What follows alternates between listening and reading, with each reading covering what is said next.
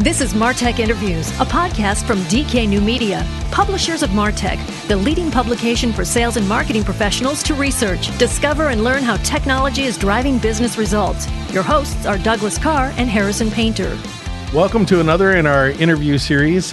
We have a special guest. We have a really special guest. Yeah, in the office today because we're in Indianapolis. I guess it makes sense. But we have Chris Spangle. Hello, thank you for having me. And Chris is the web director of the Bob and Tom Show. So nationally renowned Bob and Tom Show. Absolutely. My dream job since I was 8. Yeah, and Chris is, for people that don't know the other side of Chris, you have many sides, I think. I'm like an onion. Peel me.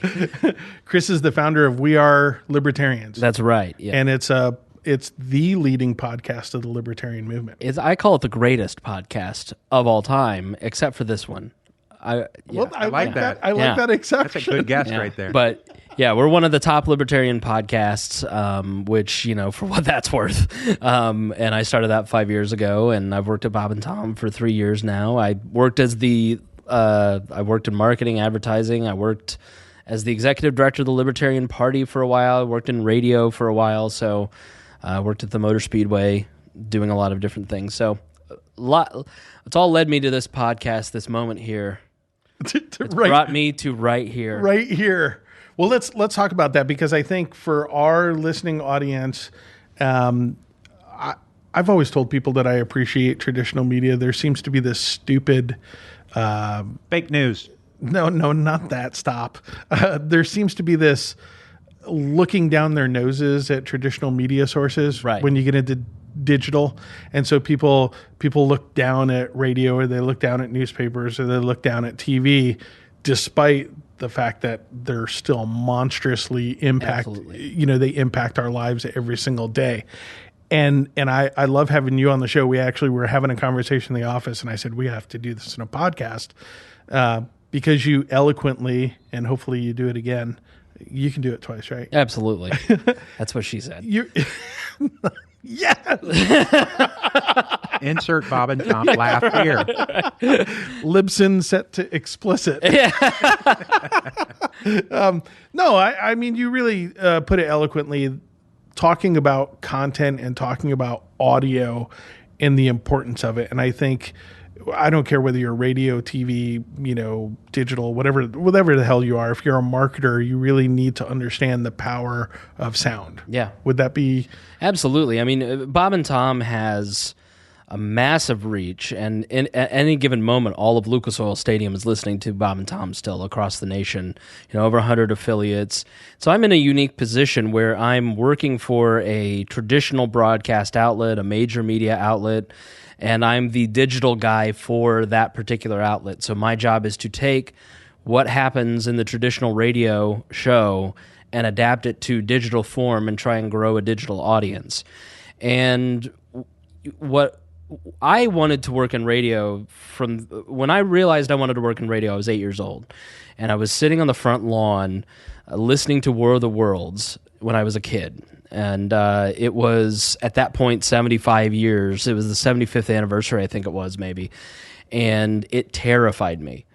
And I just remember having the thought, like, if something like this, just having earbuds in, scares me and terrifies me 75 years later, the reach of audio is really powerful, okay? And maybe it wasn't that explicit in an 8-year-old's head, but I was always a fan of Bob and Tom. I was always a fan of talk radio. And I started listening to podcasts as soon as they came out. I've loved podcasting from the very second it hit iTunes. And I think that's where the audience development really happens. So we at Bob and Tom have discovery by people just flipping on the radio and hearing it that way, but now we've added video in a lot of the platforms that I've seen, that I've worked with, not just Bob and Tom. Video is kind of the introduction to various digital brands. So you have a brand like We Are Libertarians, for instance, or for instance, Pat McAfee is doing a great job with this with his Barstool Indie, where he is doing a podcast. He's doing a 1 to 2 hour podcast 3 times a week. We're rolling video on that for him. He takes that footage and then he splices that into a 1 minute video promo for the podcast. and then blast it out to his social media feeds, which his reach is very big. And so you have that visual connection. With video, you have a lot of sensory connection. But so that's a great platform to get people in initially. But to keep them, to get them to stay there, it's the relationship building that goes on between the ears. It's when you have the earbuds in and you're listening to people like Tom, Chick, Christie, Josh Arnold talk, or, on my podcast where it's a cast of 20 different characters that, not at once, but like a rotating cast where 3 or 4 of us get together every Thursday and we enjoy spending time around the kitchen table, drinking beer, having fun, talking politics, and you get to eavesdrop and you build relationships with us. But you were brought in through SEO on the website or a video that we've posted or a social media post or appearing on other podcasts like this, trying to get you to come in and listen. But you stay because we're building a relationship with you, okay? And that's a very, can I say douchey on this podcast? Yeah, you can say douchey. Okay. Yeah. We can say douchey? Yeah. Yeah, it's a noun. Building relationships is such an overused digital marketing term because it's used in such an inauthentic way where, as a brand, Tide really wants to build a relationship with you, engage you, where they're never really going to, a major ad agency is never really going to take the risk to really build an authentic relationship with you where, they're going to let the CEO get on a podcast and talk about his marital troubles or his political beliefs or his religious thoughts. Where you can do that in artful ways on podcasting, and you can get away with more authenticity on a podcast than you can in a 2-minute video.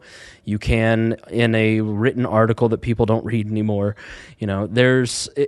And I think it's because it's passive listening, and so you're consuming information in that passive way, and it's entering your subconscious, and you're not really thinking about it as much. But it's the oldest art form. Yeah.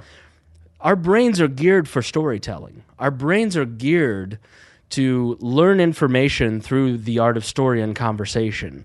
And so this podcasting is a continuation, much like stand-up comedy, a continuation of the oldest form of transmitting information.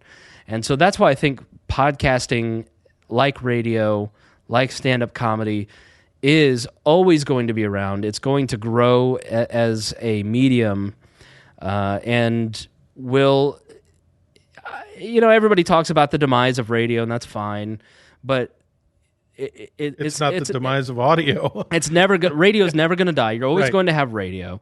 You're always going to have audio.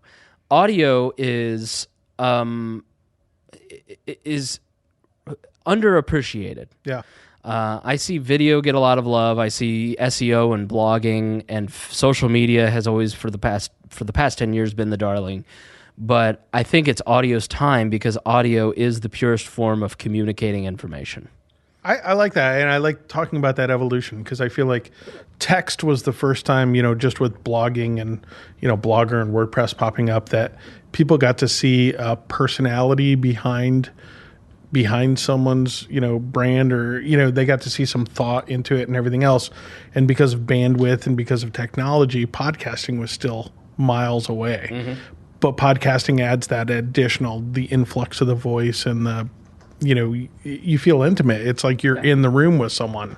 I can read you or I can follow you on Twitter, but until I can hear you and I have a conversation, you get an intimate peek into this particular moment in space that will travel into your ears, and you get to know Doug Karr better. Yeah, and I like what you were saying there, because even compared to video, that it almost seems like audio adds a little bit more to the imagination, that someone can listen, but they are thinking about, they're giving it a little bit deeper thought, where video is maybe, I don't want to say it, but maybe a little dumber. It's a dumbed down. You're spoon-fed. Yeah, it's spoon-fed. You're seeing all of your senses are taken care of, whereas with podcasting, there's something left there.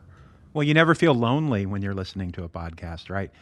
I always thought when you... Some of them I do. Maybe. Maybe. I've heard some pretty bad podcasts. I felt lonely because I turned them off and sat in the car in silence. Well, my wife always makes fun of me, right? In the car, I always listen to talk radio. I enjoy talk radio, especially when I'm commuting back and forth or on a trip or whatever, right? And it kind of fills that void of loneliness in the car. Yeah.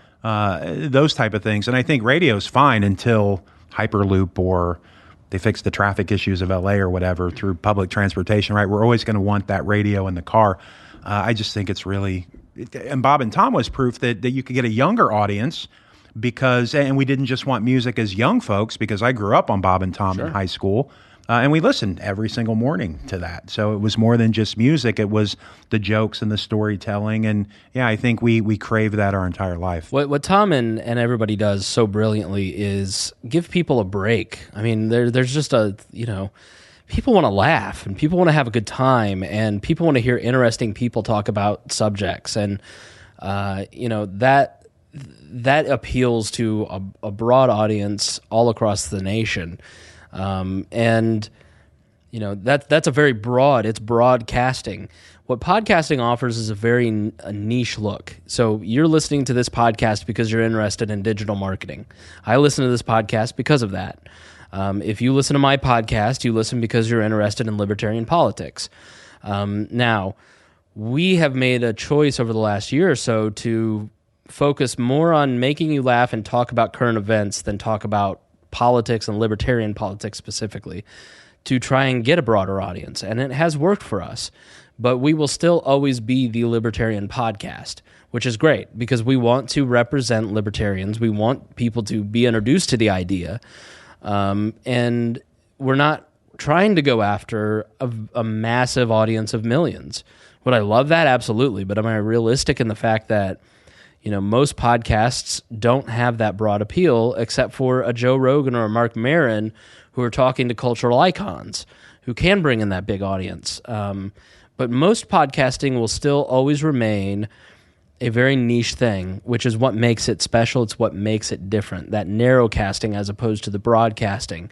So I've been fortunate to have a seat where I've been able to exercise both muscles.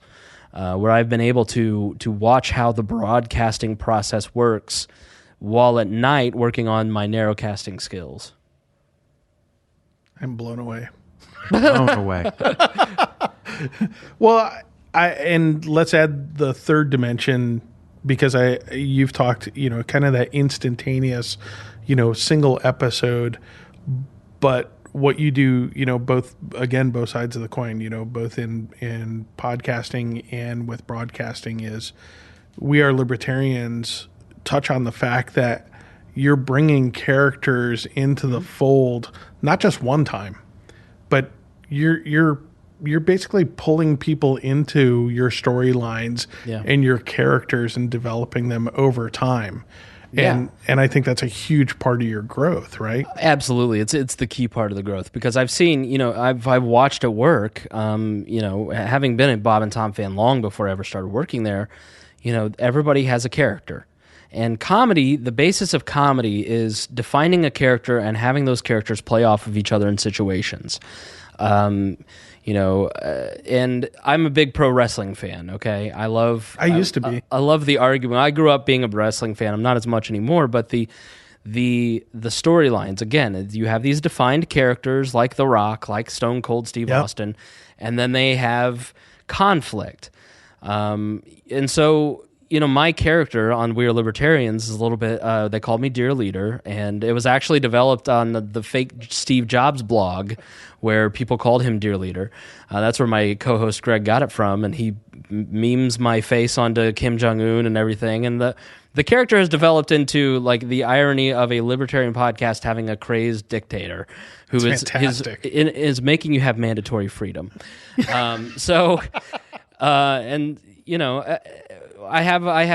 just take the traits of people's personalities. So we're having someone on tomorrow night. She's 21. She's a very smart woman. and she's from Metamora, Indiana, which is rural Indiana. I've never even heard of it. She wears a lot of... I think, don't they have the boats along the old canal or whatever? Yeah. Yeah. It's a historical town. I didn't even I know my this. stuff, man. Outside of Cincinnati, and she wears a lot of camo. She's very redneck. She's not really redneck. Like, that's the thing. Like, if she were that person, then you wouldn't want to make fun of that person to their face. But like taking that stereotype of you're Larry the Cable Guy and we're now going to make fun of you wearing camo and all these things, like, so it opens up jokes. And, you know, like, she likes Busch Light. She mentioned Busch Light, and so now there's memes about the fact that she won't drink that fancy beer Miller Lite. You know, it's stuff like that. And so we've taken memes and inside jokes and created community around that in both private Facebook groups, our personal chat, where, you know, a lot of the storylines kind of develop as we have just regular conversations, because the 20 of us who are involved in this here locally are friends. This is our social circle. And we get together every Thursday night and have fun, hang out with our friends and drink beer and talk and make fun of each other and bust, you know, and it's a great time. And so you develop these characters, and in the first 20 minutes of every podcast, it's what I'd call comedy, where we're talking about our, I mean, something I like talking seriously. What I would classify as comedy is what we do. Some people have written in and said, I'm not funny. And I totally understand that. But when I listen to my podcast, I laugh so hard at my own jokes. It sounds like hilarious. But I watch, so now I follow you on Facebook too. And I love the fact that you cherish your haters. Absolutely. Well, we're supposed to hug our haters, right? Didn't somebody here this one guy say that? This one guy was giving me crap the other day, and he's like, you just think you're blah, blah, blah, blah, blah. And I said, I don't know who you are. Yeah. Go away. A lot of the haters are people that I know, and they know I'm teasing, and they know, because that conflict, again, if we just got on the podcast and everybody got along, then it wouldn't be as entertaining as, you know, Brett Bittner and I having a fight, who's one of the characters or whatever. You know, so there's it again, you go, well, what does this have to do with politics? Okay, well, you tune in for the 20 minutes and you build that relationship with each other, with the audience. You have these little hooks, you know, where you can sell T-shirts around the catchphrases of, you know, never Bittner. Like, Brett was irritating me one time, so you know what? I'm 100% never Bittner. We need to get rid of him.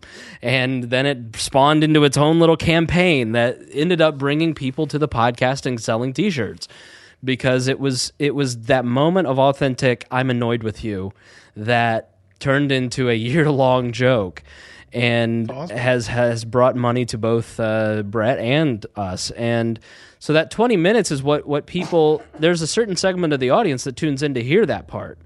But then the other hour and a half is serious political analysis, because I don't invite people onto my podcast that are dummies. I try to find people who are smarter than I am. That's why we haven't been on there, right, Harrison. Are we douches? Yeah. I just like that we can say that now. douche. You and I both know that in the marketing community, there's a lot of douches. Okay? So let's just be real honest about it. So that's my next book, Hug Your Douches. Right. So I'm honestly... You want to publish that one? I'm for it. I support it. So I'm out looking for a book deal right now. Right. I have not written a word, but we have a title. Right. But see, something like that, you're not supposed to say douche on a marketing podcast. You know, why not? There's some 20-something-year-old person listening to this podcast in a cubicle who right now is giggling over Hug Your Douches. You know, what's so wrong about that? Sounds like a T-shirt. Right, exactly. So I smell money. Or something else. No. Part of, you know, and this goes back to the Howard Stern movie, you know, where they've hired him on at WNBC and private parts, and they're looking at the research, looking for any reason to get rid of him because he's so horribly offensive to the community. And the people that love him listen for 2 hours, and the people that hate him listen for 2 hours and 15 minutes or whatever. Right. They go, it's because they want to see what he'll say next. So if you can, the brain, I think I've talked about storytelling. I get lost in all the things that I say because I talk so much. But, you know, storytelling is how the brain consumes information. Well, niche is what turns on that learning capacity. And so if you can surprise people by having a political discussion where you're debating whether or not the CIA should exist because they have gone too far and they're spying on Americans. Sorry, I'm ranting. And then in the middle of that, there is a joke that somehow gets thrown in there. Then it breaks up that tension. It breaks that up. You're not going to hear that on Meet the Press. Meet the Press has dismal ratings and nobody listens. Nobody watches it. I started down the libertarian path in 11th grade. Mr. Binge stood up in front of the class and said, "You all realize that power is an illusion. I am one person standing in front of 20 adults. You're adults now. If you all wanted to overpower me and walk out of the classroom, you could. Nothing is stopping you. The only thing that's stopping you is you all have the illusion that I am in charge of you." And I went, oh, because it was a government class, and like that was the most... And unless your teacher's Chuck Norris. Right. That wasn't funny at all. That wasn't No. funny. It was just like Chuck's birthday. We're trying to get on his show. Shut up. We do a comedy podcast. E equals MC squared. So I was talking about the illusion of power, and what was I talking about before that? His comment got me all sidetracked. He messed me up. You got 20 people that could overtake you. Chuck Norris, you. You Chuck Look at that. Norris Look what my Chuck brain, does. Harrison. But yeah, you have to have these funny things where, okay, Meet the Press has the illusion of power in political talk. Rush Limbaugh has the illusion of power in political talk. And so everybody wants to emulate those brands because they are powerful. If you really want to stand out in a space, especially like podcasting, where you have complete freedom and nobody is telling you what you can or cannot do and what you can or cannot say, then stand up and walk out of the room.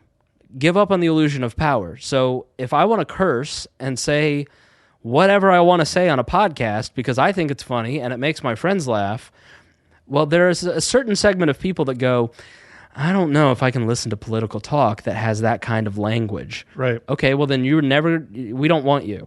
People over 40 who are boring hate me. They hate our podcast. They don't want to listen to it.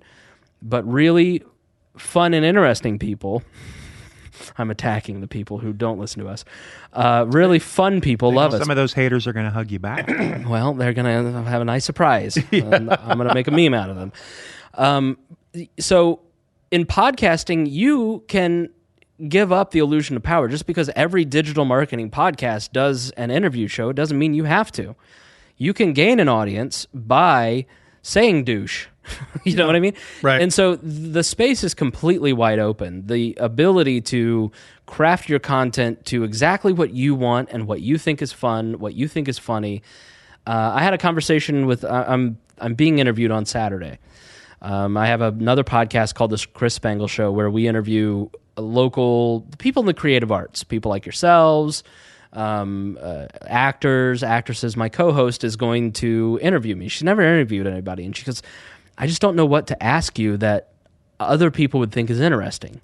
And I said, it doesn't matter what the audience thinks is interesting because this is where Steve Jobs nailed it. Your job is to tell them what is interesting. Yeah. And you just be yourself and craft the content around what you think is interesting, and somebody will be attracted to that. There will be a lot of people who will not like what you think is funny, and that is okay. If you are in podcasting and you are trying to broadcast to get the majority of people to like you, you are doing it wrong. Because you are going to fail, you're not going to have fun, you're not going to get if your goal is to... My goal is to have fun with my friends. My goal is not to build an audience. Statistically, you're going to be average. Absolutely. And statistically, the average podcast probably has 2 listeners. It's around 20 to 40 people. There you go. And it lasts about 6 weeks. There you go. If 6 months. Yeah. Whereas we have 6,000 unique listeners a month.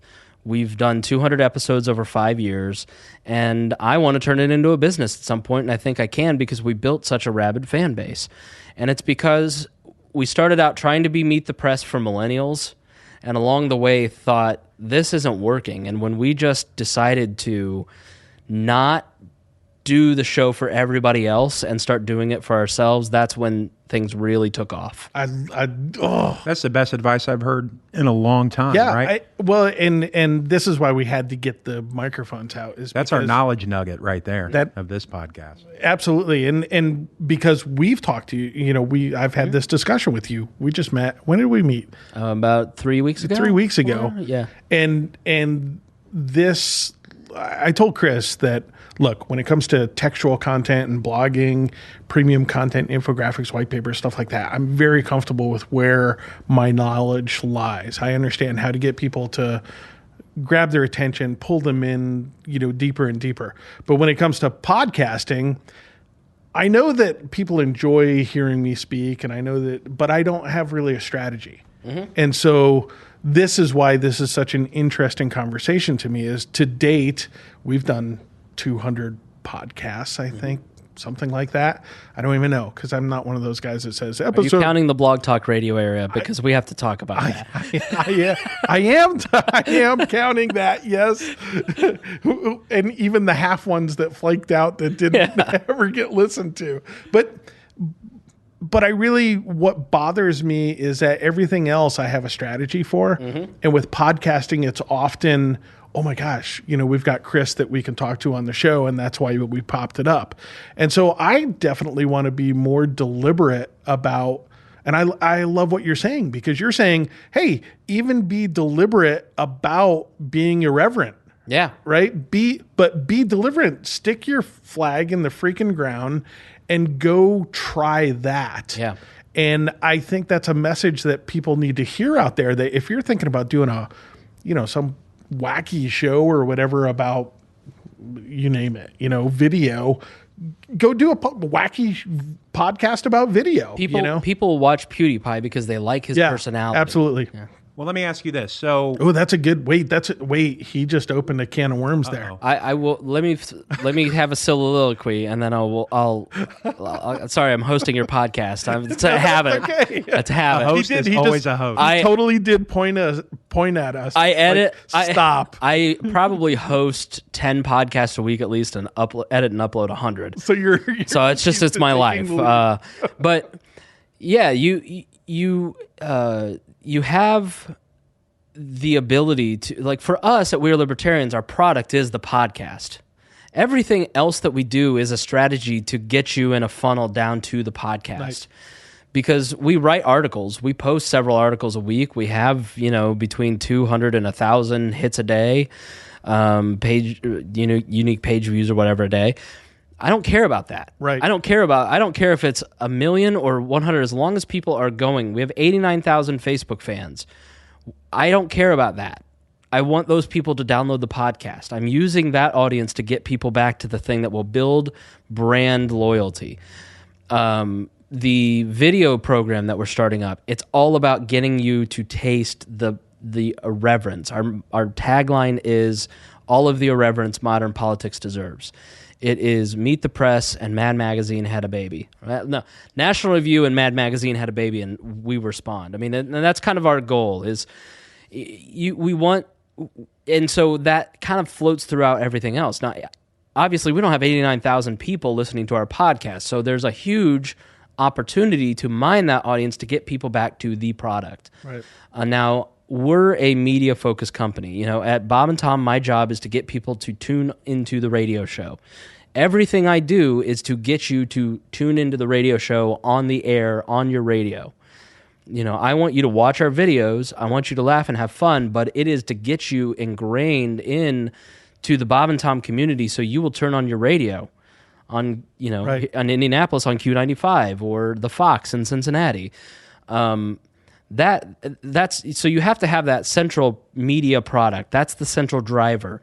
That's how we make our money. That's how we have been able to build out a new studio, get all of our costs covered by donations through the podcast. I can put up 100 pleas for donations on our 89,000 Facebook fan page, and I won't get one donation. But if I say one thing on a podcast one time at the beginning of the podcast to 6,000 people, I'll get $50 a month. That's awesome. Okay, so back to my question. You may pretty speak. Awesome, though, right? Right? I may speak now. Thanks to your leader. Yes. You're getting it. You're getting the hang of it. Yes. So I don't know if we dropped the ball with this or not, but we always are kind of just spur of the moment podcasters, right? Mm-hmm. Somebody's in here, we Skype somebody. Typically, we don't really schedule a lot of these; they just happen. Mm-hmm. But I know yours is every Thursday, right? So, which way do you see it being a bit more powerful? People expecting something every week on Thursday, or us capturing some of that magic that might not happen in a scheduled time? In both my day and my day job and my hobby on We Are Libertarians, consistency is key. People have to expect that you have to set certain expectations with your audience.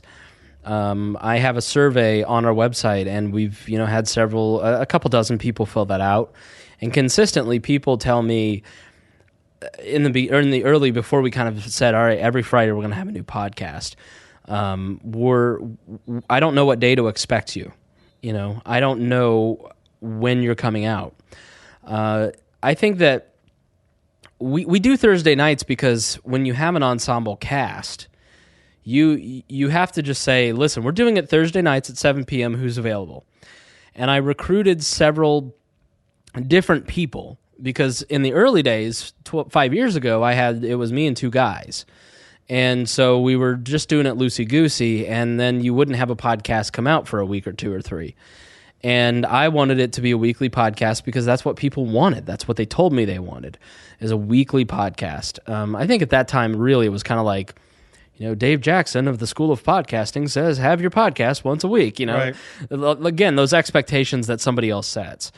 But our audience now wants a weekly podcast. And there was a period where I got divorced in the last 5 years where I just couldn't do it. I mean, when you're going through emotional turmoil, being funny and entertaining and smart about politics is not on the docket that week.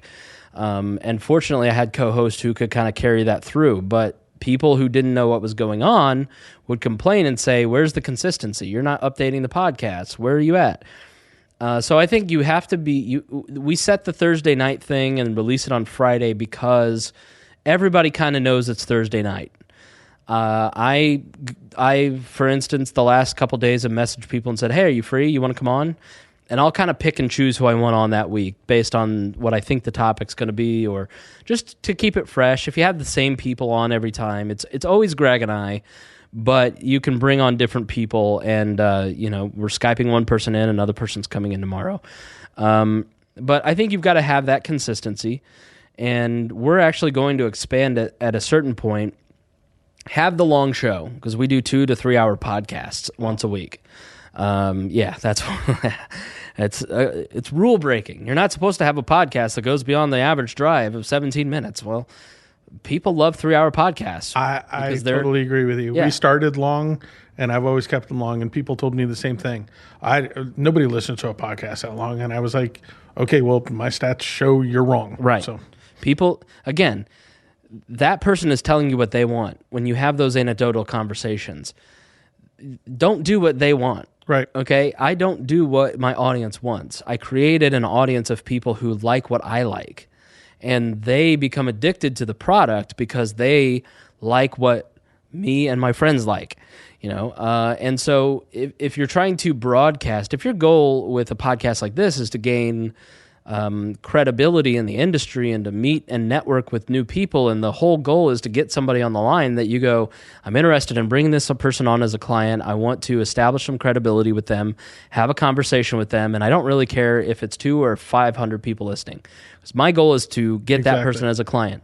That's great. Yeah. But again, that's your goal, and other people will fall in line with that. So we're going to go to. So we have those long podcasts, and we're going to go to a once a day at a certain point of 20-minute podcasts where I've got this stable of talent. And, they just said to me about 3 months ago, hey, we love this. We love being a part of it. We know it's your thing, which I'm so blessed to have such great friends who go I know that this is you do the 20 hours of work so we can goof off for 1, or 3 or whatever. But we don't get a lot of what we want to say in, can we do a show? And so when you've recruited this talent, then you can go, do what you love to do, and I'll just provide the back end for it. Yeah. I've got the website, I've got the pod stuff, I'll do the editing, whatever. And so then we're going to expand out to once a day. And I've seen people like Jason Stapleton come into the Libertarian space, or Tom Woods in the Libertarian space. Your audience may not know who that is, but a Libertarian audience, those are the leaders in my space. And it's because they do a daily show. And Jason came in and put a bunch of money into a beautiful studio and building out a really quality product. And he didn't start off as the best Libertarian radio talk show host.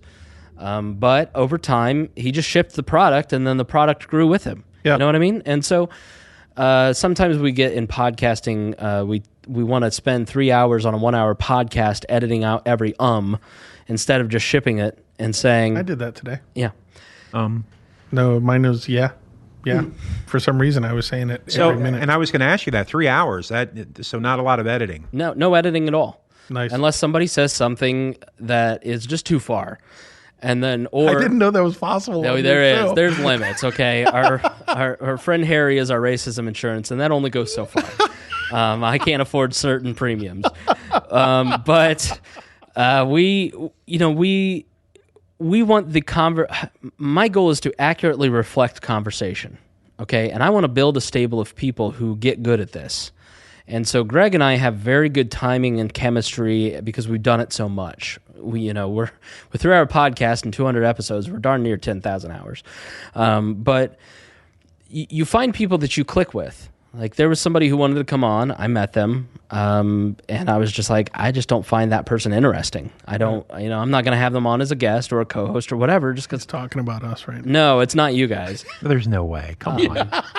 It doesn't matter if you're 20 years old and blonde and attractive female. You're not coming on the podcast because there's no chemistry. There's no connection. So you can contact DK New Media. Yeah. So you've got to pick the right people, and I can't tell you how to pick the right people that you want to co-host with, because even if it's your childhood best friend, that may not be a good co-host. Yeah. It's that person that you vibe with. That conversation just flows. And I want the conversation to be natural, so I leave in the I leave in when I stumble, I leave in all that stuff, because that's how people talk. And in the libertarian political space, it's a lot of professors with ties talking very professorial. And I want people to hear the libertarian message in a pedestrian way. When people tune into Bob and Tom, they want to hear people like them. They want to hear people that reflect them. And that's how that show has become the cultural icon that it is. I mean, it's, so anytime you're trying too hard, everybody can tell. I learned this in therapy. When I thought I was fooling everybody, but when I was trying too hard and pretending to be something, everybody could tell. Yeah. And so you just got to settle down. Why'd you look at Doug? It's our chemistry. There's a lot of looking at each other when I said because I'm in therapy. Yeah. So yeah, I mean, therapy has improved my podcast. No, we've joked about that because who was it? Someone was talking to me last week and they were like, name one person that, and I was like, the president. And they were like, oh well that, and I was like, no, oh well that. I was like, he says whatever he wants to say when he wants to say it, controls the conversation, and he has raving fans that absolutely spread the word and got him elected. And so you might not, I'm not saying you should like him, I'm not saying anything else, but the fact is that he's so deplorable to so many people and so beloved by so many people. Mm-hmm. He touches a certain crowd of people it's exactly almost like where they want to be touched. Love to hate him too, right? It's that passion to hate him. Yeah, absolutely. I mean, and he cherishes that. I mean, that's the beautiful part of it. For me, from a marketing and media standpoint, I just love how he wags the dog. I think it's incredible. He's been hugely influential in my podcasting career because. And in my life, I didn't vote for him. I don't think he's a good person, but I think as a marketer, he's an absolute genius. And he memed his way to the presidency, essentially. Right. You know what I mean? And so I watched him, and I just hated his guts, but I had a feeling. And so he's really the first person to prove on a very broad scale something that I had thought a long time about. Because I work with a lot of comedians and have a lot of friends in the creative arts, and there's always that resistance. There's always that imposter syndrome where you're not good enough, and so you're trying to kind of hold yourself back, and sometimes you just got to let it fly and let the dust settle out on the other side and know you're going to be fine, because you can get an audience for whatever you believe, think, want to do or say. And if you're living your life trying to impress other people, then you're not going to build an audience. You're going to build an audience of 100 safe people. Yeah. Nobody wants to go to a dinner party with. And so I come from, I train a lot of interns, and I always ask an intern, do you want to be in TV or radio? Because that tells me a whole lot about your personality and what your future goals are. Because if you're a TV personality, then you want to be very polished, you want to be very presentable to a broad spectrum of people, and you're not going to open up and be authentic on camera a lot.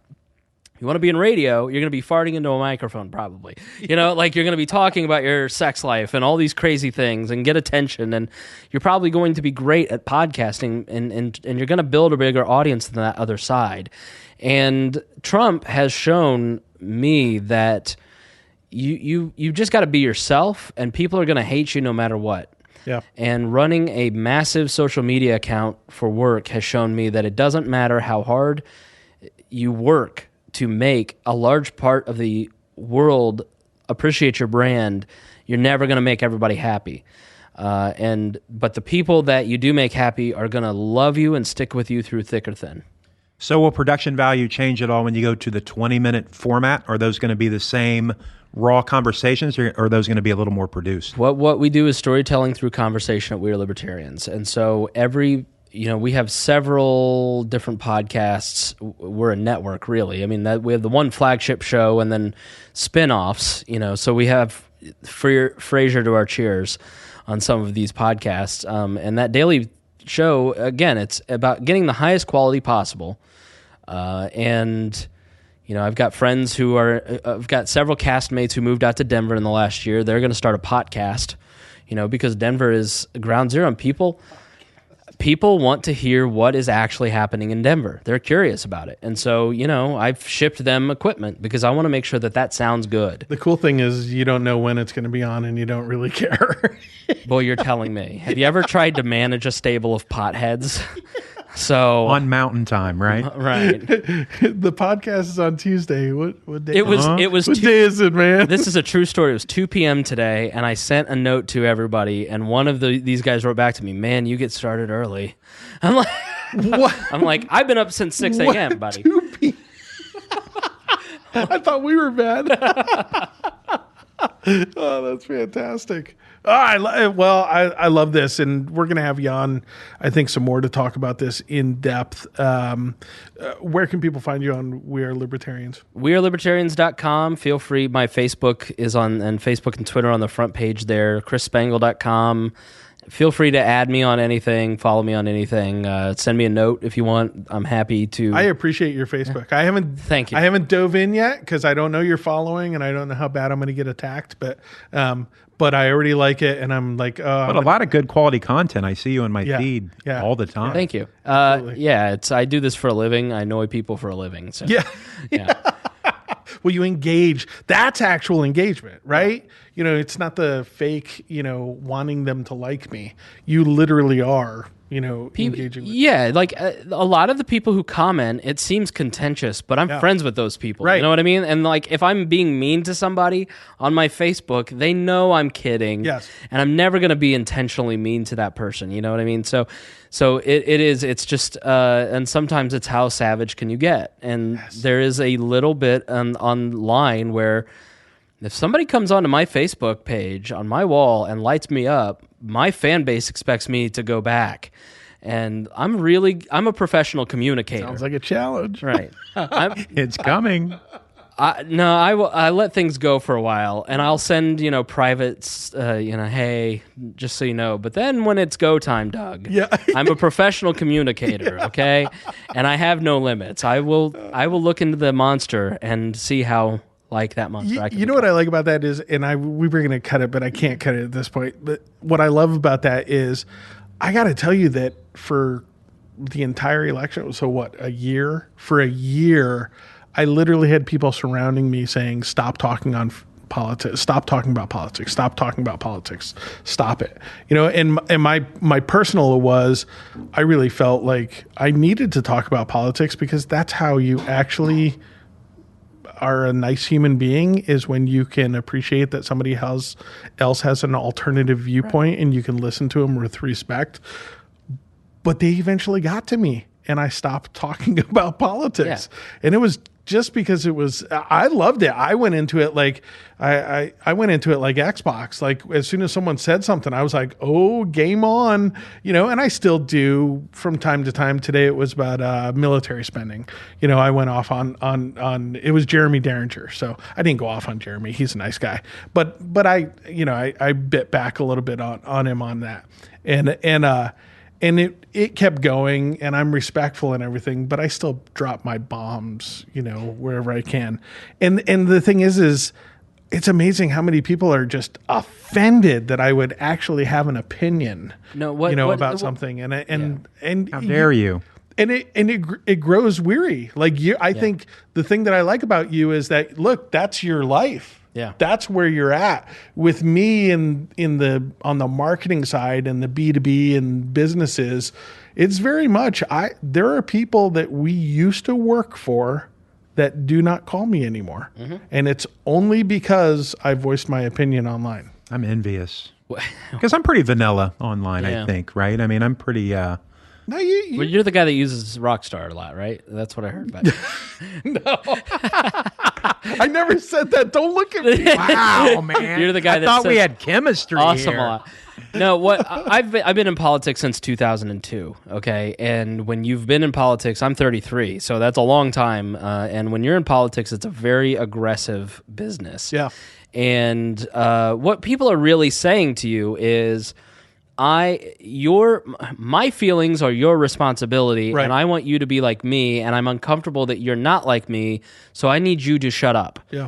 And so when somebody comes to me and says that I am responsible for making them feel a certain way, I don't buy that. Right. I don't believe that.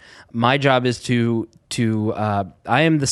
God made me sandpaper to irritate the world, okay? And it's because I want people to think. I want people to push the boundaries. Like the idea that certain curse words are bad is ludicrous to me. Right. Who says that this word, I won't say them here, but who says these words are bad? Right. Why are they bad? Right. Why is it that offensive? The illusion of power. The illusion of power, again. It's questioning social norms. A lot of it I do another podcast called Creating Maya, and it's about my friend Maya's transition from male to female. And as a conservative Christian, as a conservative lifestyle Christian person, in 2012, I can't say that I was comfortable with that decision that she was making. But that's not her problem. Right. That's not her job to live her life the way that I want her to live. And so we have had over 5 years, conversations and asking questions about every aspect of being trans, long before it was acceptable, long before it was discussed like it was after Caitlyn Jenner. And really getting emotionally raw in her bout where she was planning suicide at one point. And it's a real raw episode, that second episode of the second season. And it's about her questioning the programming of society, because she has lived her entire life being a mistake. Well, forget you. Why am I the mistake? Yeah. You people are wrong, not me. Right. And so it's a very interesting look into, and so she's challenged a lot of my thoughts, and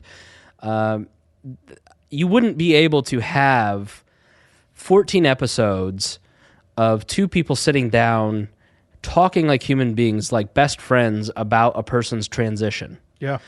On regular radio, on TV, on any major corporate media outlet.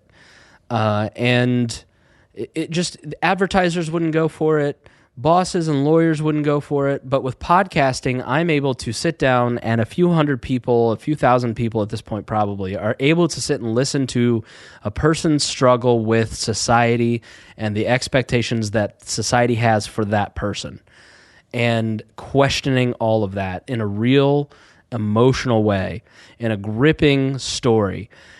And that's why I love podcasting. I love the freedom the ability to do that. Yeah. And to make people think. And so many people have written Maya and I and said, I didn't know about this Caitlyn Jenner thing, or I have a best friend who just came out trans, and I knew of the podcast, but I never listened. I now know how to treat that person with love and respect. Well, it brings humanity to a situation that people, if all they did was read, read magazines or listen to mainstream TV, they wouldn't have felt the feelings that they would feel listening on that podcast. I'm going to plug another podcast of ours, The Cost. And tell them where to find that one. WeAreLibertarians.com. No, the Creating Maya. You can find it in iTunes, Stitcher, Google Play, but at WeAreLibertarians.com is where you can find all our podcasts. Oh, okay. Good. The Cost is a collection, it's a series of podcasts that we've done on We Are Libertarians where I'm trying to show you the actual cost of government policy.